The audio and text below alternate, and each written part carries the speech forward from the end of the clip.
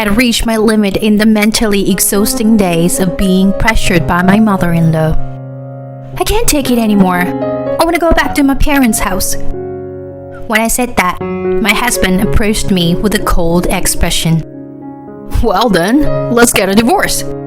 There's no point in supporting someone like you. What on earth is he saying? After that, both my mother-in-law and husband fell into a complete breakdown. My name is Blair. I'm 35 years old and work in an advertising agency. I had been so focused on my work that I hadn't had any opportunities to meet someone. Blair, you're already 30. Have you thought about getting married? Yeah, but I'm not really interested in that kind of thing. At that time, my parents gently urged me to consider marriage. However, I purposely avoided having any interest in marriage back then. I lacked confidence in myself when it came to romance. In fact, I had become quite timid when it came to romance. I was afraid that even if I desperately tried to find a boyfriend, we would break up before reaching marriage. I didn't want to be filled with expectations and then be betrayed. Just the thought of it made my heart ache. I had been through a terrible breakup with a boyfriend in the past. I thought he cared for me, but it turned out he was cheating on me with multiple women. When I confronted him about why he would cheat, he made cruel remarks. If you eat French cuisine and high-end steaks every day, won't you get tired of it? Don't you ever feel like having something light and subtly flavored? Huh? What are you talking about? It's normal to occasionally want to have fun with other women. That's what I mean. He said that and mocked me. This incident became the catalyst for my fear of love, and I closed my heart off to men. I hadn't told my parents about this, but somehow they seemed to understand that I was afraid of romance. In reality, I wanted to have a proper relationship, get married, and make my parents happy. But I couldn't take that first step easily. Amidst all of this, one day, I had a fateful encounter. It happened at my workplace. We've secured a new deal this time. You be in charge of that company, Blair. Upon hearing that from my boss, I went to introduce myself to the new client. Nice to meet you. I'm Holland, in charge of N Company. Nice to meet you too. I'm Blair, from S Company. We exchanged business cards, and in that instant, I fell in love at first sight with the man who was my counterpart. Harlan's appearance, atmosphere, and voice were all my liking. From then on, I looked forward to every visit to his office. He always interacted with me with a refreshing smile, and I couldn't help but feel excited. Before I knew it, I found myself smiling and laughing like a fool. But of course, I still managed to handle my work perfectly.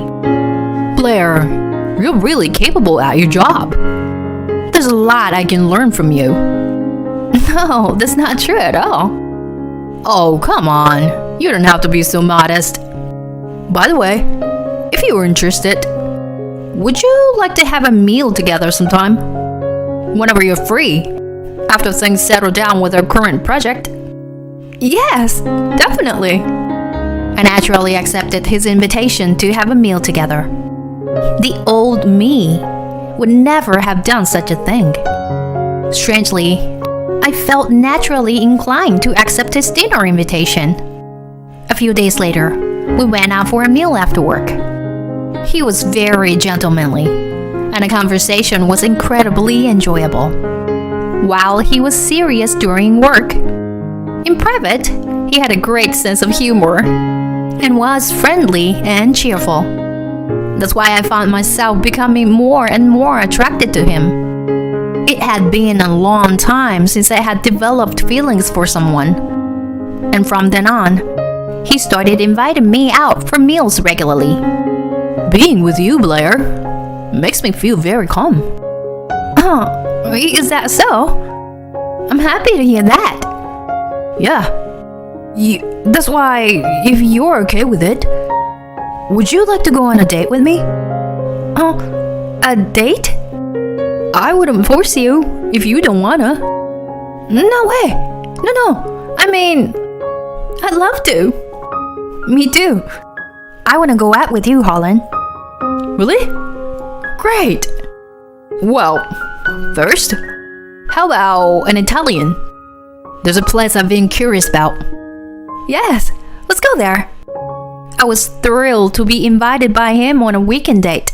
I even bought new clothes for the occasion after a long time.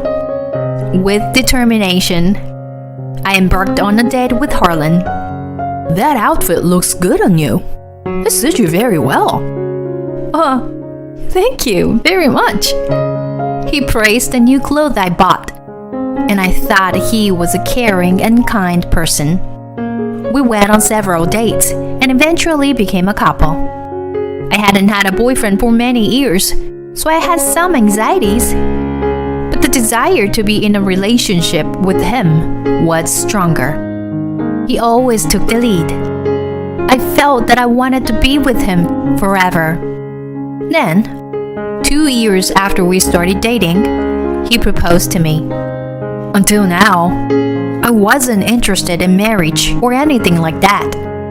But when I met you, Blair, I realized I wanted to get married for the first time. So, will you marry me, Blair? Saying that, he handed me the ring. My answer had already been decided. Yes. Of course I'll marry you. And so, we decided to get married. When we informed our parents about the decision to get married, they were overjoyed. Seeing my mother shedding tears of happiness, I felt a twinge of regret for causing her so much worry. I was glad that I could fulfill my duty as a daughter by getting married. We then went to meet each other's parents, and my parents were very fond of Harlan. He is such a refreshing and well-mannered person. Yes, it seems like he's working hard in his job too. We can entrust Blair to him with peace of mind. I was happy that both of my parents accepted him.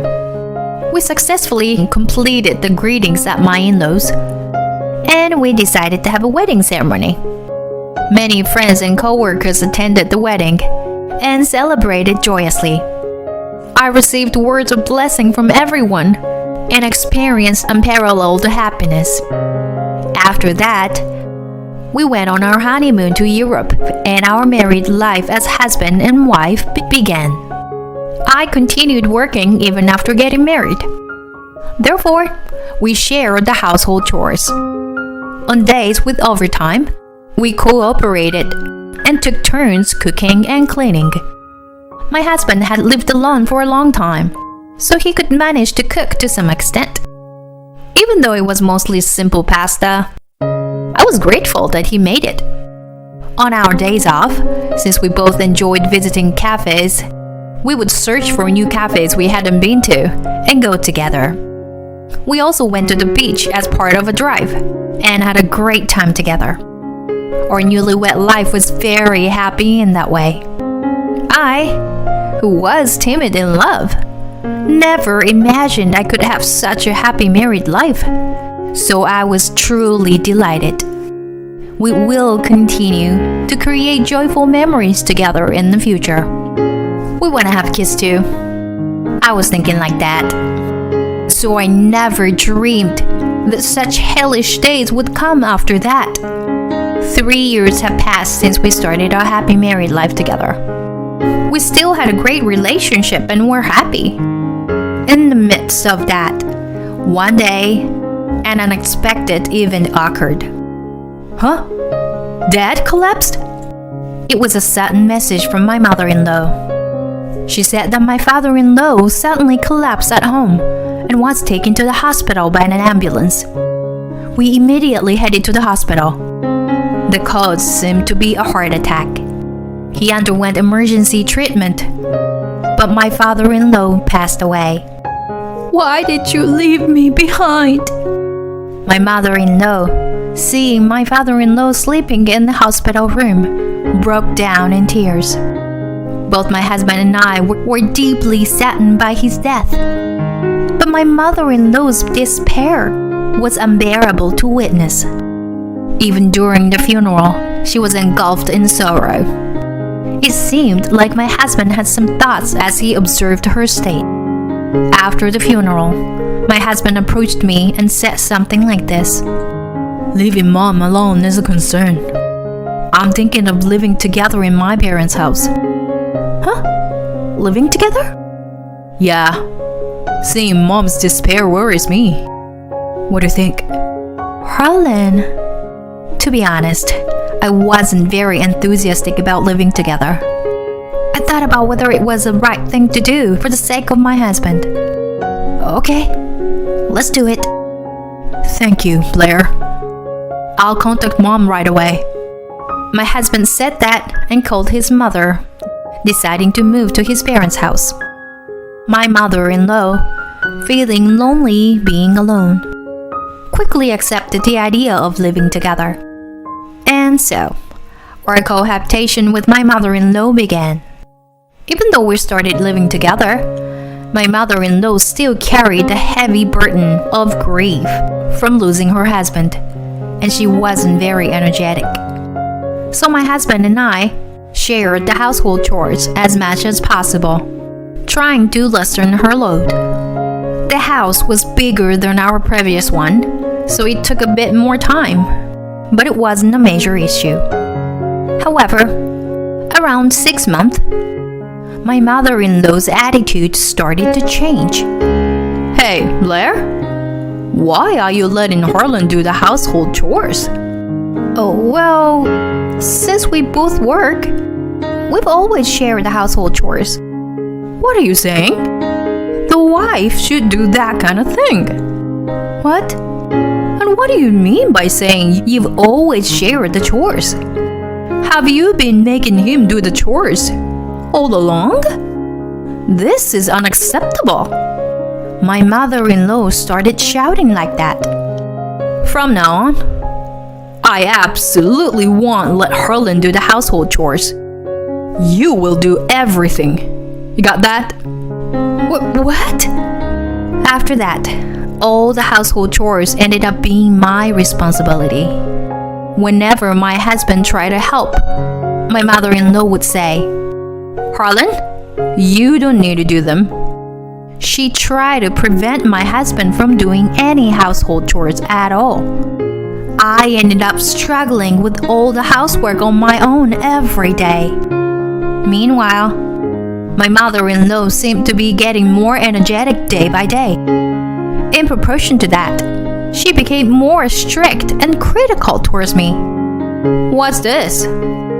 This dish doesn't taste good at all. Did you always feed my son with such terrible food? Unbelievable. My mother-in-law constantly complained about my housework like that. And my husband didn't intervene to stop her bad-mouthing me. Hey, why don't you stand up for me? Isn't it a sign that mom is feeling better? Let her say a few things. She's grieving for losing dad, you know. It's a good thing that she is feeling better. But logically, it's not right. I have no reason to endure complaints and bad-mouthing from her. But her insults towards me just never stopped. She also put pressures on me, asking when we would have her grandchildren, or when I would quit my job.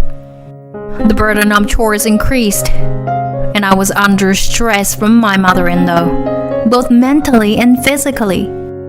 And in the midst of all that, an incident occurred that made me suspect my husband's infidelity. I learned about it from a colleague. Isn't this Harlan? The colleague, who was on a trip to a local tourist spot, witnessed Harlan walking with an unfamiliar woman there. Harlan had said he was on a business trip that day and wasn't at home. When I looked at the photos sent by my colleague, there was no doubt it was Harlan.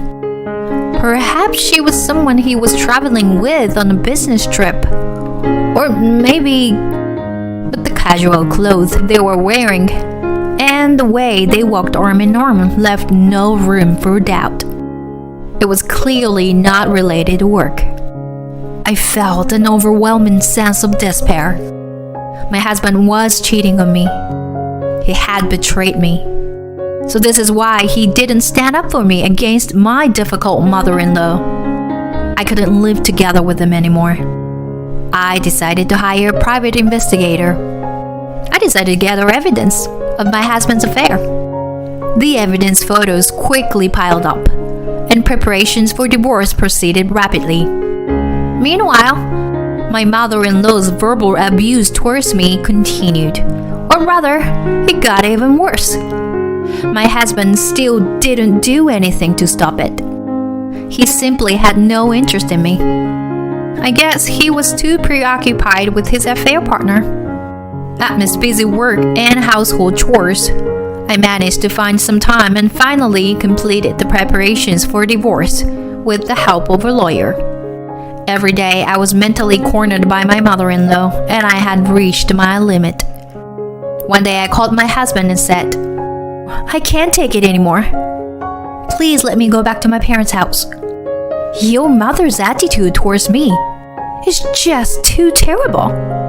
Upon hearing this, my husband responded with a cold expression. If that's what you want, then let's get a divorce. There's no point in supporting someone like you. I've been frustrated, with the fact that I have very little money to use. I couldn't understand what he was saying. I earn my own money, just like him. My salary is not any less than his. Furthermore, I do all the household chores. In an instant, my remaining love for my husband vanished. Well, there was no other choice but to divorce, especially considering his affair.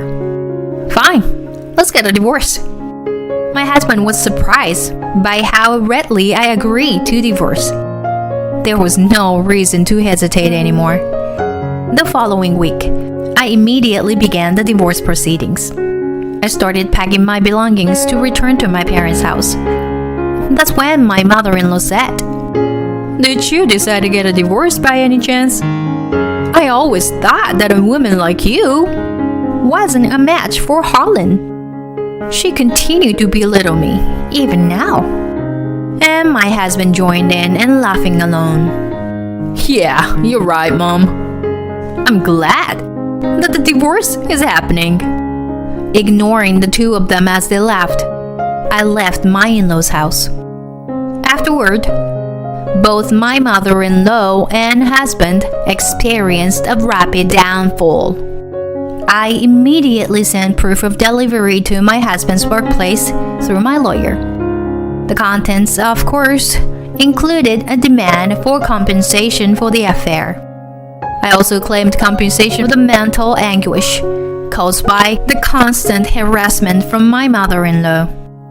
As a result, everyone at my husband's workplace came to know about it. Career advancement is out of the question. My husband will likely be demoted or fired. As for the affair partner, she couldn't bear the cold stares from her surroundings and voluntarily resigned.